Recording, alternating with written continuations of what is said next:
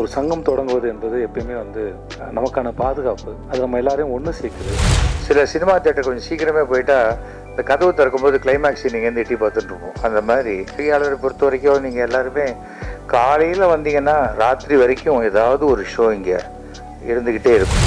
Camera journalist சங்கம், இந்த ஒரு சங்கம் தான் இன்னும் இந்த இண்டஸ்ட்ரியில் இல்லாமல் இருந்தது. யாரை தேர்ந்தெடுக்க வேண்டும் என்ற உரிமை பணம் கொடுக்கக்கூடிய தயாரிப்பாளருக்கு தான் இருக்கணுமே தவிர, ஆந்திராவில் இருக்கிற மாதிரி ஒரு பெரிய படம் ஒன்றுக்கு ரிலீஸ் ஆச்சுன்னா அன்றைக்கி 2 சின்ன படம் கண்டிப்பாக ரிலீஸ் ஆகணும். இங்கே மேடையில் அமர்ந்திருக்கிற பெரியோர்கள் அத்தனை பேருக்கும் என்னுடைய வணக்கம். இந்த நேரத்தில் உங்கள் எல்லாரையும் சந்திச்சதில் மகிழ்ச்சி. இன்றைக்கி தொடங்கியிருக்க இந்த கேமரா பத்திரிகையாளர் சங்கம் உங்களுடைய எல்லாருடைய ஒத்துழைப்புக்கும் எல்லோரும் ஒன்றா இருந்து உங்களுக்கான உரிமைகளை என்றைக்கும் மீட்டெடுக்கணும், உங்களுக்கான உரிமைகளை வாங்கி கொடுக்கணும் அப்படிங்கிறத நான் வேண்டி கேட்டுக்கிறேன்.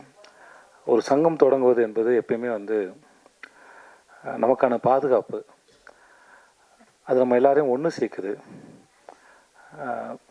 நம் வேலைகளில் இருக்க நிறைய குறைகளாக இருக்கட்டும், இல்லை நமக்கான உரிமைகளாக இருக்கட்டும், அதுக்காக நம்ம ஒன்றா சேர்ந்து அதுக்காக ஒரு போராடி இல்லை கோரிக்கைகள் வச்சு நம்ம நிறைவேற்றுறதுக்கும் நமக்கு உறுதுணையாக இருக்கிறதுக்கும், நமக்காக எப்பவுமே தோழர்கள் இருக்காங்கன்றதுக்கும் அது ஒரு பெரிய நம்பிக்கை கொடுக்குது. ஸோ இந்த சங்கத்துக்கு என்னுடைய வாழ்த்துக்கள். இன்றைக்கி நம்ம எல்லாருக்கும் அறிமுகமான தோழர் நல்லக்கண்ணு ஐயாவோட இறந்துட்டாங்க. ஸோ அங்கே ஃபங்க்ஷனுக்கு நல்லக்கண்ணு ஐயா அவரை பார்க்க போனோம். ஸோ அதனால் நான் கிளம்புறேன். அதனால் வந்தவங்க எல்லாம் பார்த்துல சந்தோஷம், மகிழ்ச்சி, நன்றி. இல்லை, அடுத்தது நான் பேசுகிறேன்னு சொல்ல வந்தேனே ஒழிய ஆசைப்பட்டு பேசுகிறேன்லாம் நான் கிளம்பி வரல. இதுதான் கொஞ்சம் பரவாயில்ல, அவங்க கொஞ்சம் உணர்ச்சி வசப்பட்டு பேசிட்டாங்க. எனக்கு இந்த சினிமா ஃபங்க்ஷன்லாம் அந்த சொன்ன டயத்துக்கு போய் பழக்கம். 6 மணிக்குன்னா இங்கே 6 மணிக்கு வந்துடுவேன். வந்தால் அந்த 2 மணி ஃபங்க்ஷனே முடிஞ்சிருக்காது. அது ரொம்ப பார்த்து கொஞ்சம் நேரம் அந்த சில சினிமா தியேட்டர் கொஞ்சம் சீக்கிரமே போயிட்டா இந்த கதவு திறக்கும்போது கிளைமேக்ஸ் நீங்கள் எட்டி பார்த்துட்டு இருப்போம். அந்த மாதிரி அந்த ஃபங்க்ஷனை பார்த்துட்டு அதுக்கப்புறம் இந்த ஃபங்க்ஷன் ஆரம்பிக்கிட்டு சேரெல்லாம் போட்டுருவாங்க, எல்லாம் பண்ணிவிடுவாங்க. வந்துட்டுருக்கார் சார், கிளம்பிட்டார் சார், எங்கே திருப்பதி கிட்ட, எப்போ வருது இங்கே தெரியாது. ஆனால் அது பழகி போச்சு நமக்கு. அது பத்திரிகையாளராக இருக்கட்டும், பத்திரிகையாளரை பொறுத்த வரைக்கும் நீங்கள் எல்லாருமே காலையில் வந்தீங்கன்னா ராத்திரி வரைக்கும் ஏதாவது ஒரு ஷோ இங்கே இருந்துக்கிட்டே இருக்கும். அந்த மாதிரி இருக்கக்கூடிய இதில் என்ன சார் எப்படி இருந்தாலும் ஒரு பெரிய ப்ரொஃபஷன் தானே அப்படின்லாம் சொல்லுவாங்க. நான் இந்த நிகழ்ச்சிக்கு வந்ததுக்கு காரணம் கேமரா ஜேர்னலிஸ்ட் சங்கம், இந்த ஒரு சங்கம்தான் இன்னும் இந்த இண்டஸ்ட்ரியில் இல்லாமல் இருந்தது. ஏன்னா அந்த அளவுக்கு சங்கங்கள் மிக அதிகமாக இருக்குது. தமிழ் சினிமாவில் பெப்சி இருக்குது, உங்களுக்கு தெரியும். இப்போது நாங்கள் ஒரு ஃபெடரேஷன் ஒன்று ஆரம்பிச்சிருக்கோம், தமிழ்நாடு திரைப்பட தொழிலாளர்கள் சம்மேளனம், கூட்டமைப்பு தொழிலாளர்களுக்காக. இது நாங்கள் ஆரம்பிச்சிருக்கோம். அது கூட முதல்ல எதிர்ப்பெல்லாம் வந்தது. அப்போ நாங்கள் சொன்னோம், டி நகரில் போனீங்கன்னா 30 ஜவுளி கடை இருக்குது, 40 நகை கடை இருக்குது. இங்கே மட்டும் எப்படி ஒன்று அப்படின்னா அது சரியாக வராது. இருக்கட்டும், காம்படிட்டிவாக இருக்கணும். ஒருத்தர் யார் அதை பணம் கொடுக்கிறவர்கள் யாரை தேர்ந்தெடுக்க வேண்டும் என்ற உரிமை பணம் கொடுக்கக்கூடிய தயாரிப்பாளருக்கு தான் இருக்கணுமே தவிர, உன் பேக்கெட்லேருந்து பணத்தை எடுத்து கொடு, நான் சொல்கிறவனுக்கு கொடுன்னு சொல்கிறதுக்கு வேறு எந்த கிராஃப்ட்டுக்கும் கிடையாது. சினிமா இப்போ வேறு மாதிரி ஆயிடுச்சு ஆச்சு. அந்த கேமரா, மிச்சல் கேமரா, ஏரிஃப்ளெக்ஸ் கேமரா எல்லாம் போய் இப்போது அட்வர்டைஸ்மெண்ட்டே பண்ணுறாங்க. iPhone 17 எடுத்தோன்னா நீங்கள் இங்கிலீஷ் படமே எடுக்கலாம் அப்படிங்கிறாங்க. இப்போவும் நம்ம பாதி இங்கிலீஷ் படம் தான் எடுத்துகிட்ருக்கோம். கொஞ்சம் அட்ஜஸ்ட் பண்ணி தமிழுக்கு மாற்றி எடுத்துக்கிட்டு இருக்கோம்.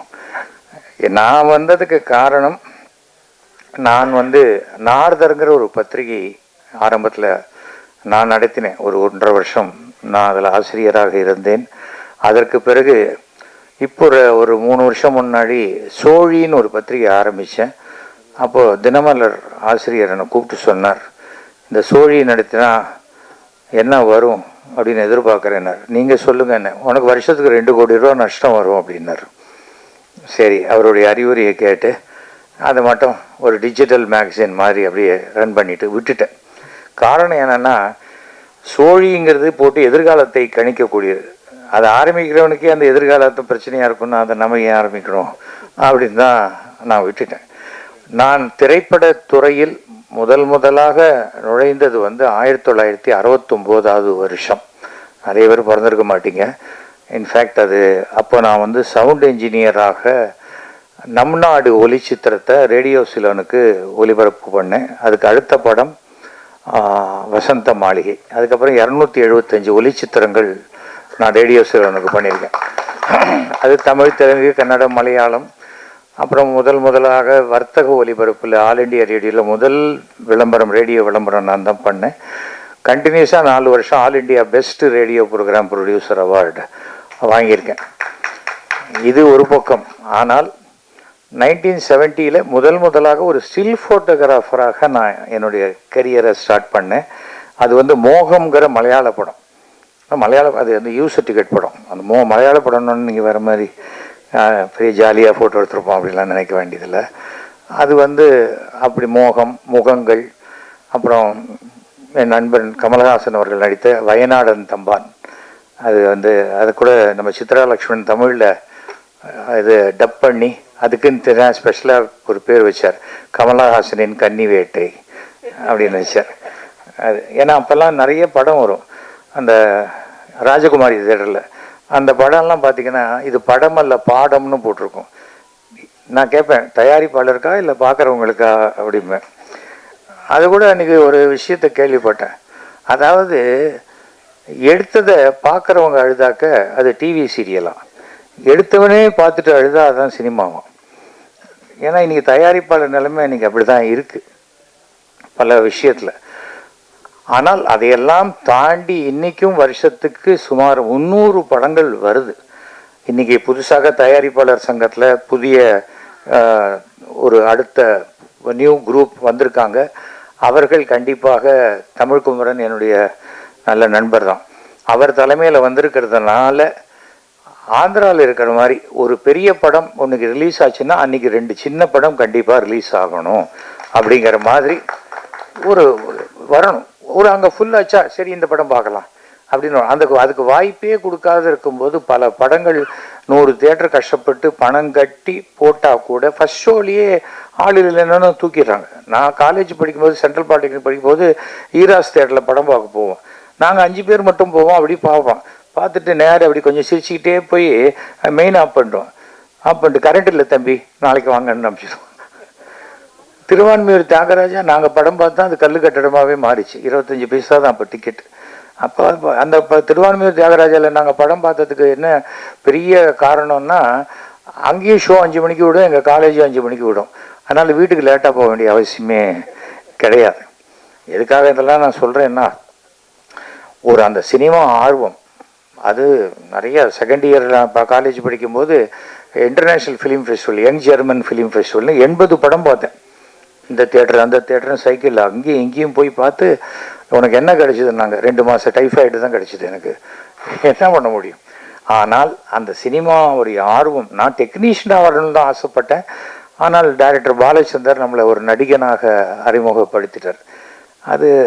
அது வந்தேன் ஆச்சு. 90 படம் பண்ணியாச்சு. அதில் என்னன்னா எனக்கு பெருமையான ஒரு விஷயமா நான் நினைக்கிறது, யாருடைய 1 பைசா அட்வான்ஸ் கூட என்கிட்ட கிடையாது. படம் பிடிச்சா பணம் வாங்கிப்பேன், இல்லைன்னா வேணான்னு சொல்லிவிடுவேன். அது இன்னி வரைக்கும் அதை தான் நான் பண்ணுறேன். ஒரு ப்ரொடியூசர் சொன்ன, அந்த கஷ்டமே வேணாம் சார், நான் கொடுக்க மாட்டேன் அப்படின்னாரு. கொடுத்தா தானே வாங்கிப்பீங்க அப்படிங்கிற மாதிரி சொன்னேன். ஃப்ரெண்டு தான், என் ஃப்ரெண்டு, அதுக்காக சொல்கிறேன். பட் இப்போது இந்த தியேட்டரில் ஒரு 150 பேர் கெப்பாசிட்டின்னு வச்சுக்கோங்களேன். இதுவே நாளைக்கு 10 லட்சம் பேருக்கு போய் சேருதுன்னா அதற்கு காரணம் இந்த இத்தனை கேமராஸ், இத்தனை கேமராமேன் யூனிட், இதுதான் போய் சேருது. பிஆர்ஓ அப்படிங்கிறது தான் சினிமாவில் ரொம்ப முக்கியமான ஒரு விஷயம். அந்த அப்போல்லாம் ஆல்பம் போடுவாங்க. இப்போ ஆல்பமே கிடையாது, எல்லாமே செல்ஃபோனில் வந்துருச்சு. படமே செல்ஃபோனில் தானே இருக்குது. அந்த மாதிரி இருக்கும்போது அந்த ஆல்பம் அதை ரெடி பண்ணி அதை ப்ரெஸ்ஸுக்கு கொடுத்து, இன்றைக்கும் அந்த பிஆர்ஓ தானே ப்ரெஸ்ஸுக்கு கொடுக்குறாங்க, பிஆர்ஓ தான் கொடுக்குறாங்க. அதே போல் கேமராமேன் பத்திரிகையாளர் சங்கம்னா ஒரு ஆர்டிஸ்ட் இவங்க சொன்னாங்க, என்னை அழகாக காட்டுங்க அப்படின்னாங்க.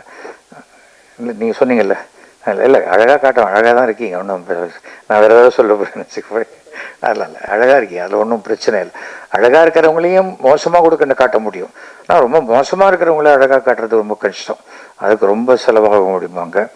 பட் இந்த மாதிரி ஒரு சங்கம் ஆரம்பிப்பதுடைய நோக்கம் என்னங்கிறது முதல்ல தெரிஞ்சுக்கணும். நீங்கள் சங்கம் ஆரம்பிப்பது என்னன்னா, தனிப்பட்ட நபர் அரசாங்கத்துக்கிட்ட போய் எனக்கு ஒரு விஷயத்தை செய்து கொடு அப்படின்னு கேட்கறதுக்கு பதிலாக ஒரு அமைப்பின் வழியாக போய் கேட்டால் அது உங்களுக்கு கொஞ்சம் சுலபமாக நடக்கக்கூடிய வாய்ப்பு. இன்னைக்கு திரைப்படத்துறையினருக்கு எது வேண்டுமோ அதை செய்து கொடுப்பதற்காகத்தான் நம்முடைய துணை முதல்வர் உதயநிதி ஸ்டாலின் அவர்கிட்ட அணுகிறதும் ரொம்ப சுலபம். எந்த ஒரு பிரச்சனையும் எடுத்துகிட்டு போனீங்கன்னா, சார் இது மாதிரி பிரச்சனை இருக்குது,